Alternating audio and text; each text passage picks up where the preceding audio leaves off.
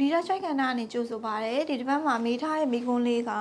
အာယုံကြောအားနေရင်နဲ့ဘယ်လိုလက္ခဏာလေးတွေပြလဲဆိုပြီးတော့မေးထားတွေ့ရတယ်ပေါ့နော်အာယုံကြောအားနေတယ်ဆိုရင်ကျမတို့လက္ခဏာလေးတွေအနေနဲ့ကတော့ဒီခေါင်းမူတာမျိုးတွေဖြစ်တတ်တယ်ခေါင်းကိုက်တာမျိုးတွေဖြစ်တတ်တယ်ဒါအပြင်ကျမတို့အမြင်အာယုံတွေပေါ့နော်အမြင်အာယုံတွေဝေဝါးလာတယ်မျက်လုံးကိုစူးစိုက်ပြီးကြည့်တဲ့အခါမှာမျက်ရည်ပူတွေကျလာတယ်မျက်လုံးကြည့်ရတာအားမရတော့ဘူး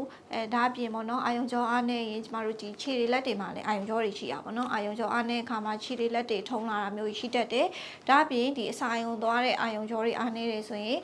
အစာခြေဖြတ်မှုနေတယ်ပေါ့နော်ပြောမယ်ဆိုအစာစားပြီးတဲ့အခါမှာအစာမကြေဖြစ်တယ်ရင်ပြည့်ရင်ကဲဖြစ်တယ်ဒါမျိုးတွေလည်းဖြစ်တတ်တယ်ပေါ့နော်အာယုံကြောဆိုတာကျမတို့ခန္ဓာကိုယ်တစ်ခုလုံးမှာပြန့်ကျက်နေတာဖြစ်တဲ့အတွက်ကြောင့်မလို့